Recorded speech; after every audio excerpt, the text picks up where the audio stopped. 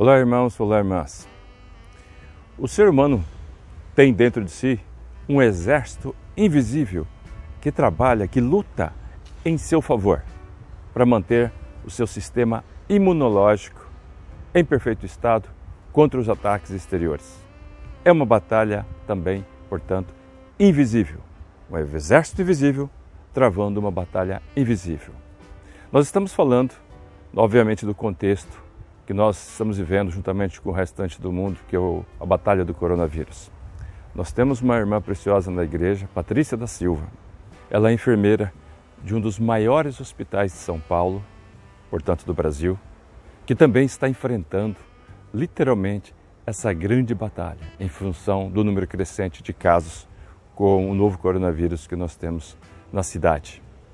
Ela vai passar para vocês uma ideia de como esse exército se prepara, como ele busca fazer a defesa do organismo humano, mesmo que você esteja enclausurado ou em quarentena. Há um exército trabalhando em seu favor. Com vocês, a irmã Patrícia. Esse vídeo está sendo feito por um convite que eu recebi para explicar para a igreja como é que funciona o nosso sistema imunológico, como é que o corpo se defende dos invasores, dos micro-organismos agressivos, né, agressores. Primeiramente, para ficar bem fácil para todo mundo conseguir entender, eu queria comparar o nosso corpo a um território, a um país, ou um estado, enfim, a um território. Para a gente poder defender esse território, primeiramente a gente tem que, nas nossas fronteiras, ter maneiras, obstáculos que impeçam o agressor de atravessá-las, né? De atravessar essas fronteiras. Então, no caso do corpo humano, a pele funciona como uma barreira, né? A pele é a nossa fronteira. A pele íntegra, a pele sem feridas, a pele inteira, né? A pele sem nenhum tipo de machucado, de lesão. A gente também tem orifícios naturais, né? No rosto temos os olhos, nariz, boca, ouvido. E esses orifícios naturais produzem secreções ou têm estruturas como os pelos, por exemplo, que impedem que o micro-organismo entre em contato com as nossas células, que ele invada o nosso corpo e cause uma infecção. Uma vez que o micro-organismo, seja ele uma bactéria, vírus ou um fungo, um parasita, enfim, uma vez que esse micro-organismo consegue atravessar as nossas barreiras, né, as barreiras que estão em nossas fronteiras, e entra em contato com as células do corpo, o sistema imune é ativado e a função dele é combater esse micro-organismo agressor. Ele lança a mão de células especializadas que têm desde a função de reconhecer esse micro-organismo, né? Mostrar para o corpo que existe uma invasão de um micro-organismo que não devia estar ali e é nocivo e é agressivo para o nosso corpo. A função de defesa também. As células vão ter funções especializadas em destruir esse micro-organismo de várias formas. E também tem a função, o sistema imune tem a terceira função de memorizar, ou seja, de guardar alguma memória desse micro-organismo para que, no futuro, se o corpo entrar em contato de novo com esse micro-organismo, ele ser reconhecido e combatido de uma forma mais efetiva. Então, a gente pode dizer que o sistema imune é um exército invisível, que trabalha todos os dias, dia e noite, sem parar, para que cada vez que nós entremos em contato com um micro-organismo agressor, o nosso território, o nosso corpo possa ser defendido. Como eu falei antes, as três funções principais do sistema imunológico é reconhecer, neutralizar, né, ou enfim, impedir a ação desse micro-organismo e memorizar as características desse micro-organismo para que a gente possa produzir anticorpos e estar preparado para um segundo momento de invasão desse mesmo anticorpo. Para que a gente mantenha os nossos soldadinhos invisíveis funcionando adequadamente, a gente tem uma série de ações que a gente pode lançar mão, que a gente pode fazer para que os nossos soldadinhos estejam bem armados, bem ativos e bem preparados para essa possível batalha, para essa guerra, né? No caso do vírus, ele funciona como se fosse ele é uma cápsula de proteína, ele é como se fosse uma sacolinha, e dentro dessa sacolinha ele possui uma receita para criar outros vírus iguais a ele. O vírus, como uma sacolinha e uma receita, no ambiente inanimado, longe de um organismo, longe do corpo, longe de uma célula, ele é inativo, ele não consegue se reproduzir, ele não consegue causar infecção, ele não consegue atuar. Quando ele entra em contato com o nosso corpo, passa pela barreira natural que eu já tinha comentado, que é ou a saliva, ou os pelos, ou a lágrima, ou a cera de ouvido, enfim. Quando ele consegue atravessar essa nossa fronteira e ativa o sistema imune, é porque ele entrou em contato com uma célula do corpo humano e ele conseguiu abrir essa sacolinha em contato com a célula e colocar para dentro da célula a receita que forma indivíduos iguais a ele. Então, ele vai se reproduzir somente após o contato com uma célula, no nosso caso humana, mas enfim, uma célula. Ele não consegue, estando em cima de uma superfície ou longe de uma célula humana, em contato com a nossa pele, por exemplo, ele não consegue se reproduzir. Ele precisa entrar no corpo humano, falando de nós, né, do nosso território. Ele só consegue criar outros novos se ele estiver em contato com as nossas células. No caso da vacina, quando a gente toma uma vacina, a gente recebe alguma parte dessa receita que está dentro dessa cápsula, que faz com que o nosso corpo reconheça isso como um micro-organismo agressor e consiga produzir anticorpos, consiga produzir soldados para nos defender. Só que na vacina, ou essa receita está pela metade, tem uma parte só, o que inviabiliza, o que impede que esse vírus se reproduza no nosso corpo.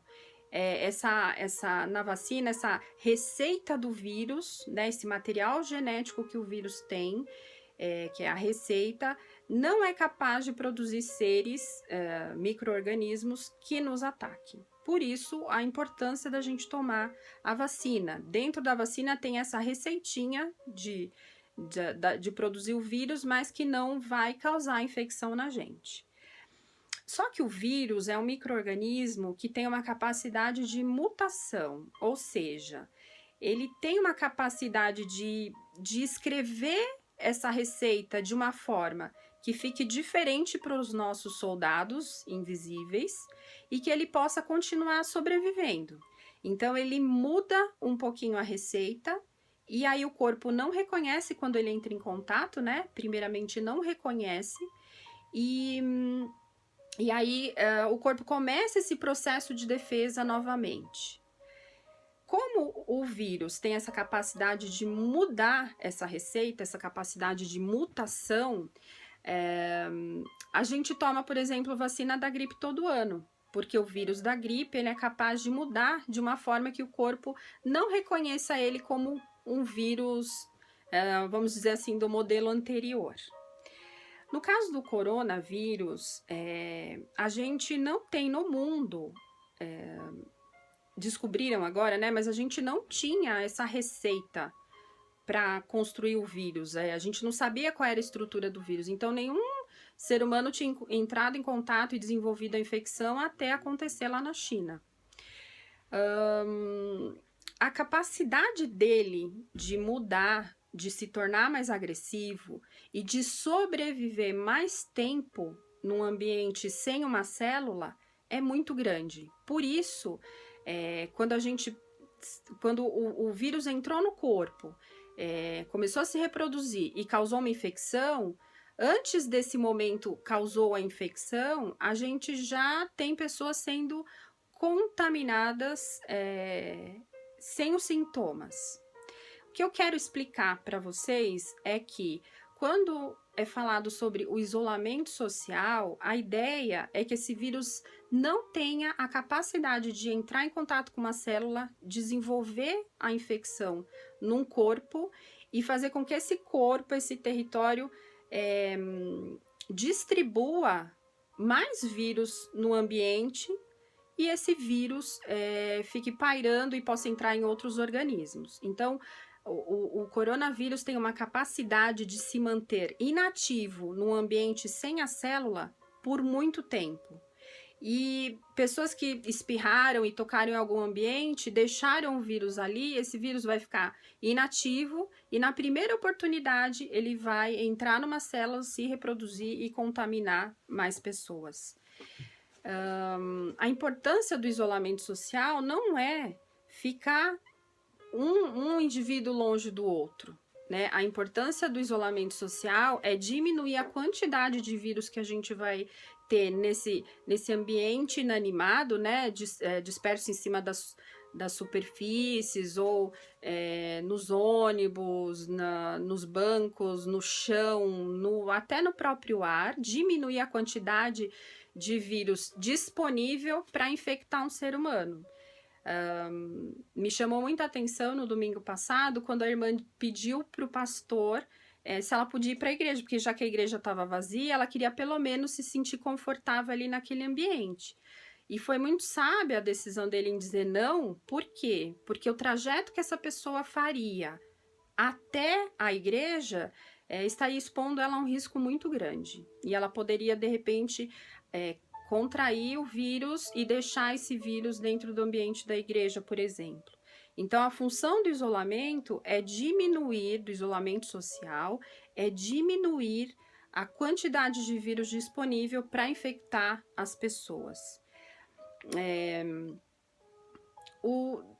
Eu sou enfermeira, trabalho em um hospital e o fato da gente diminuir essa quantidade de vírus disponível para atingir as pessoas, né, nos ambientes externos à nossa casa, faz com que eu também esteja um pouco mais protegida, porque eu vou para um ambiente onde eu tenho muitas pessoas contaminadas, o meu risco é grande, mas eu sou preparada para me proteger e evitar essa contaminação. E se eu tenho menos vírus no ambiente, é sinal que eu tenho menos doentes e não saturaria o serviço de saúde. Esse é o objetivo do isolamento social, né? Evitar que a gente propague que a gente propague esse vírus e que ele possa atingir muitas pessoas em pouco tempo. Eu tenho alguns conselhos que eu gostaria de dividir com vocês sobre os cuidados, né? Eu já expliquei para vocês um pouquinho sobre a importância do isolamento social. Então, baseado nisso que vocês ouviram também, a importância de higienizar a mão não só com gel alcoólico, mas também com água e sabão, indo até os punhos. Eu gosto de falar para os pacientes que eu cuido que é para namorar a espuma, né? Esfregar a espuma nas mãos, atingir toda a superfície da mão, porque nada impede dessa bactéria ficar na tua pele, né? O corpo não conseguir se defender e no momento que você tá descuidado, passar a mão no olho, passar a mão na boca e esse vírus, né? E esse vírus acabar entrando e tendo a oportunidade de se reproduzir dentro do corpo. Por isso a importância de lavar as mãos, de ter as mãos higienizadas antes de passar no rosto, na boca, antes de se alimentar. Uma outra coisa que é muito importante para a gente manter os nossos soldados bem armados e prontos para essa batalha é se alimentar adequadamente, é comer bem, não exagerar na comida. Então, trabalhar um pouco a ansiedade para não ficar comendo todo o tempo e acabar prejudicando a sua digestão, prejudicando os seus soldadinhos no final das contas, né? Uma outra coisa importante, as pessoas não gostam muito, mas é necessário beber água. A água faz com que o corpo trabalhe adequadamente, a água dá munição para os nossos soldados estarem ativos e estarem prontos para uma possível invasão.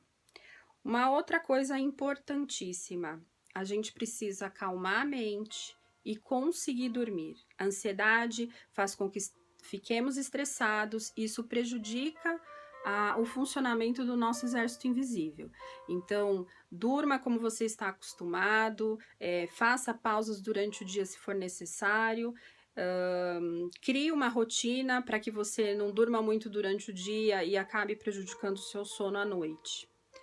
Um outro conselho meu é exercite-se, né? A gente está em isolamento social, dentro de casa, fazendo coisas muito habituais. Então, programe uma parte do seu dia para poder fazer um exercício, para poder carregar um pezinho diferente. A gente tem tanta possibilidade dentro da internet, né, de exercícios que vocês podem fazer dentro de casa, com coisas que a gente usa no dia a dia. Não deixe de ter um espaço para exercitar o corpo, uma vez que você não está saindo para trabalhar, nem pegando ônibus, nem fazendo compras, você mudou muito a sua rotina, você está mais sedentário, teoricamente. Então, aproveite, faça exercícios, conheça o seu corpo e tente fazer com que ele fique ativo, né? Dormir é bom, exercitar é ótimo, comer também. Uma coisa que me ajuda muito a acalmar a mente é a oração.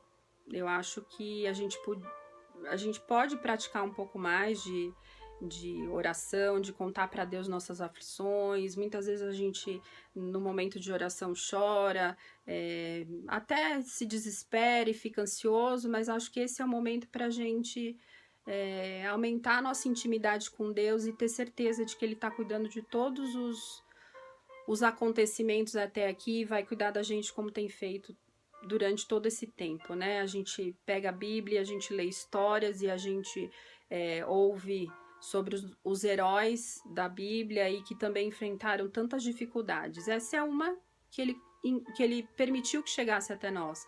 Então, de conversar com ele, de se sentir amparado, né, ou amparada por ele. Então, orar, jejuar, eu acho que são caminhos importantes para acalmar o coração e a mente. Uma outra coisa que me preocupa é que as pessoas falam muito de remédios. Vou aumentar a minha vitamina C ou a minha vitamina D, eu vou tomar, enfim, XY remédio, porque isso disseram que faz bem, eu vou sair comprando remédios à torta e à direita. Por favor, continuem tomando seus remédios de pressão, de pressão alta, de diabetes, enfim, de colesterol, seja lá o que vocês precisam tomar, mantenham a sua saúde em dia, porque isso também, tomar o seu remédio de forma adequada, sem exagero, sem ficar ouvindo coisas da mídia e aumentando o número de remédios que você toma, é um cuidado essencial para manter os seus soldadinhos dentro da funcionalidade deles, ativos, prontos para a batalha. Se você tem feridas na pele, machucados que demoram para cicatrizar ou que, enfim, tem alguma dificuldade em relação aos cuidados com a pele, cuide-se mais, hidrate mais a pele, mantenha essa barreira natural pronta também para a batalha, né? Hidrate mais a pele, mantenha essa sua proteção que ocupa a maior extensão do seu território aí externo, né? Essa barreira íntegra, inteira, em ordem. Uma das coisas que a gente está ouvindo muito falar sobre o coronavírus é que ele atinge pessoas com mais de 60 anos e que ele traz prejuízo maior para as pessoas que têm comorbidades. A gente está ouvindo muito falar de comorbidades. Comorbidade são as doenças crônicas que eu falei agora há pouco, hipertensão, problema cardíaco, diabetes, que é o problema com açúcar, colesterol aumentado, problema com gordura. Por quê? Tudo isso, mais o fato da idade estar avançada, prejudica o funcionamento do nosso exército invisível, prejudica a função, reconhecimento pelos nossos soldados. Então, a importância de comer, de dormir, de se exercitar, de tomar os remédios de forma adequada, de manter a dieta que você já vinha mantendo por conta da doença, enfim, são os melhores cuidados que eu posso aconselhar vocês nesse momento para que a gente consiga passar por essa pandemia mundial de uma forma adequada. Eu espero ter ajudado vocês a entender um pouquinho da importância do isolamento e a reconhecer outras ações que a gente pode ter, sem ser o gel, o álcool em gel e o isolamento social, para que a gente consiga atravessar isso de uma forma mais tranquila. Para terminar, eu queria ler para vocês dois trechos da Bíblia que têm me ajudado muito a enfrentar isso, porque eu vou para um ambiente cheio de pessoas contaminadas, isso também me assusta, mas toda vez que eu penso nisso, eu lembro desses heróis que eu já tinha dito para vocês, e eu lembro que Deus protegeu cada um dos seus filhos a cada passo, a cada peste, a cada dificuldade que eles enfrentaram. Então, uma das passagens bíblicas que mais me conforta antes de eu ir trabalhar e de que eu penso bastante nela é a questão, é o momento em que Israel, antes de Israel sair do Egito, enfrenta a morte dos primogênitos. E eu lembro muito daquela passagem onde Deus fala pra gente colocar o sangue do cordeiro na porta. Deus fala pra gente, não. Deus falava para Israel colocar o sangue do cordeiro na porta e ficar descansado que os primogênitos estariam protegidos. Então eu queria ler para vocês Êxodo 12, do versículo 21 ao 24. Chamou, pois, Moisés a todos os anciãos de Israel e disse-lhes: Escolhei e tomai vós cordeiros para vossas famílias, e sacrificai a Páscoa. Então tomai o molho de isopo e molhai-o no sangue que estiver na bacia, e lançai na verga da porta e em ambas as ombreiras do sangue que estiver na bacia. Porém, nenhum de vós saia da porta da sua casa até amanhã. Porque o Senhor passará para ferir aos egípcios, porém, quando vir o sangue na verga da porta e em ambas as ombreiras, o Senhor passará aquela porta e não deixará ao destruidor entrar em vossas casas para vos ferir. Portanto, guardai isto por estatuto de vós e para vossos filhos para sempre. O outro versículo que me ajuda bastante e que me deixa confortada é Salmos 91, do versículo 10 ao versículo 12. Nenhum mal te sucederá, nem praga alguma chegará à tua tenda, porque aos seus anjos dará ordem a teu respeito, para te guardarem em todos os teus caminhos. Eles te sustentarão nas suas mãos, para que não tropeces com o teu pé em pedra. Bom, espero ter ajudado vocês a ficarem mais tranquilos, a enfrentarem isso de uma forma mais serena. Estou à disposição da igreja, se alguém quiser fazer perguntas, e se eu puder ajudar em mais alguma coisa, eu estou à disposição. Que Deus esteja com vocês a cada passo do caminho. Não se assustem, porque Deus disse que isso ia acontecer conosco, né? A gente está vendo sinais do fim dos tempos e a gente sabia que isso ia acontecer, com o nome de corona ou com qualquer outro nome.